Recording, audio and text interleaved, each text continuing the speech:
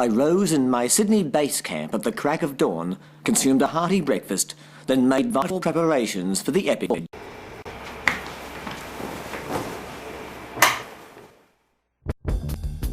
My bold plan was to travel on foot, to reach the train, which would lead me to the plane.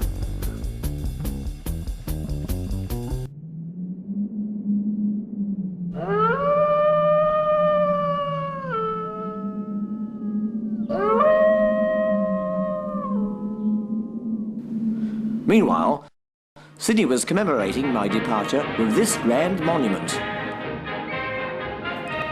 Melbourne had already been discovered, but I was going to claim it in the name of Sydney.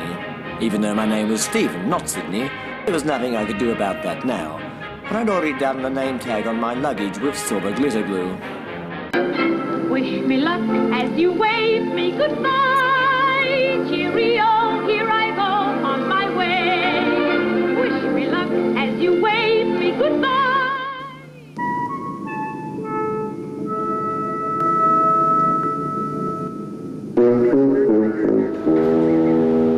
All around me grew dark.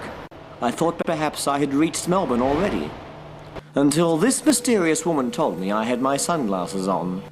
I granted her a place in my expedition carrying my luggage, but suddenly she couldn't speak English. Goodbye. The airport station was desolate and cavernous.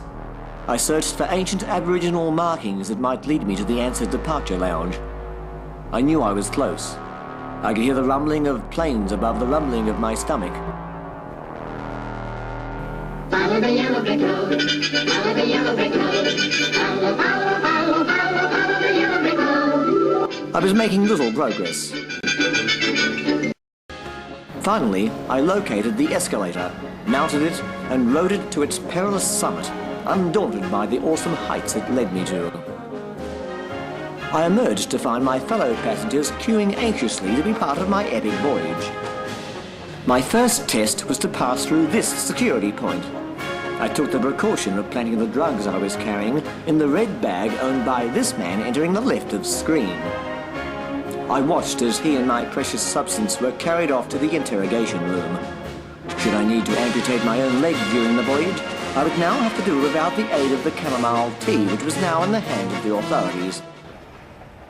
Yet another horizontal escalator to negotiate, but hopefully, if the wind was behind me, this one might take me straight to Melbourne.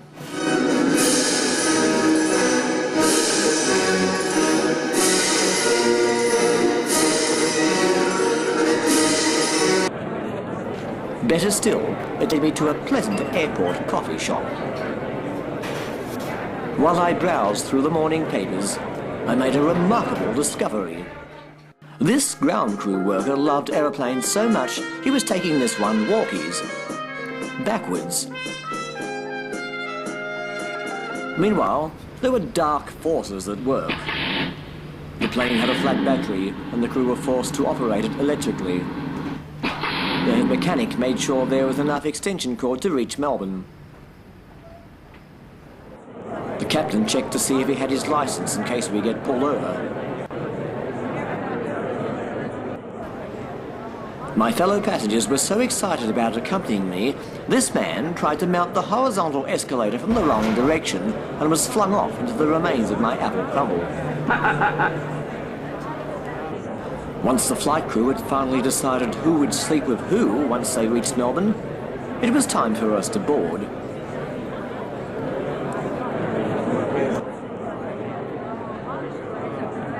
I chose for myself a wing seat, but it was too drafty, so I moved inside the plane. In my logbook, I made this etching of a flight attendant. When the captain announced that all overhead luggage must be secured, this man grabbed a hair extension and had it stuffed and mounted. With no waiting car to whisk me away to my hotel, I had to walk to the city centre. Unlike Sydney, the trains were actually running, but through the streets, apparently in search of a station. I was disappointed to find that the boutique hotel I'd booked into didn't look like it did in the brochure. The other guests were inspecting their rooms, reluctant to register. I feared I would not be able to check out unless my mother sent me a cake with a file in it. I went to see the manager. but I seem to have caught him at a bad time. Business was obviously bad. I detected the use of cardboard cutouts to make the rooms appear occupied. It was only when I looked in the cloakroom that I realised where I was. Old Melbourne jail. A getaway for people who didn't get away fast enough. Like the bushranger and outlaw Ned Kelly, its most famous guest. Built in 1841, the jail was finally closed in 1929 when a government inquiry revealed that the place was full of criminals. These were the days when jail meant punishment, not just a slap on the wrist. Most wrists were manacled. Some of the original artefacts are on display, including the world's longest-serving prisoner, who previously did 2 years in a Myers shop window. This man reads the list of inmates, because basically there's nothing else to do in Melbourne. Prisoners could write letters home. Unfortunately, they mailed them in this letterbox, and they never arrived. The jail is available for corporate functions. If only Christopher Skase had his farewell party here before he left Australia. This family is planning to have their 6-year-old son's birthday party here. His little sister is arranging for him to have his 7th, 8th and 9th birthday parties here as well.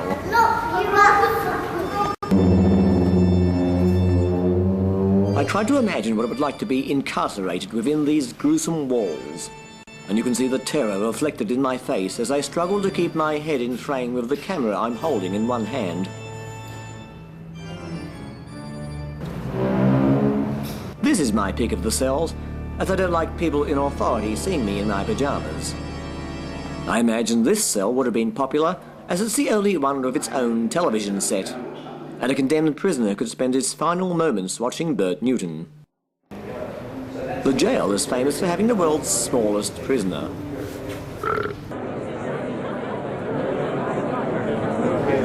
The prison also has a women's section. This woman tried to prove that women are more resourceful than men by picking this lock with a bobby pin.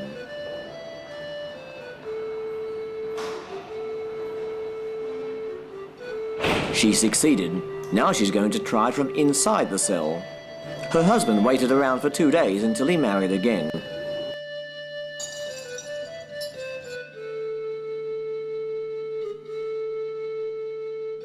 I realise now why Victoria's most famous TV show is Prisoner, and I imagine myself as a brutal, merciless prison guard. Hello, this is your wake-up call. It was in this cell that I made a significant historical discovery. Ned Kelly's hat. He'd left it behind when he was led to the gallows. I generously donated my find back to the jail, and they carefully preserved it in the broom cupboard.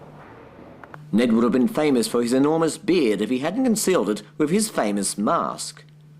He also wore another mask which he wasn't too crazy about.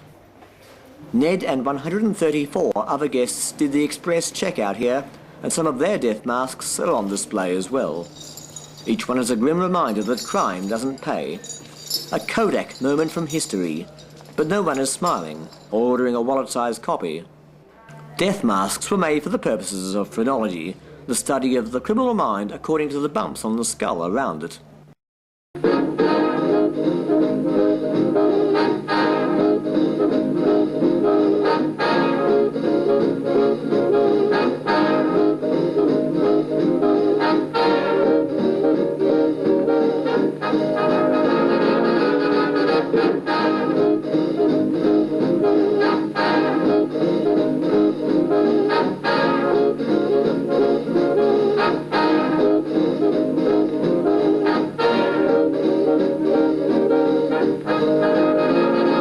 I tried comparing my bumps with the ones on display, and according to the chart, my head is a speed hump and I'm the son of Sam.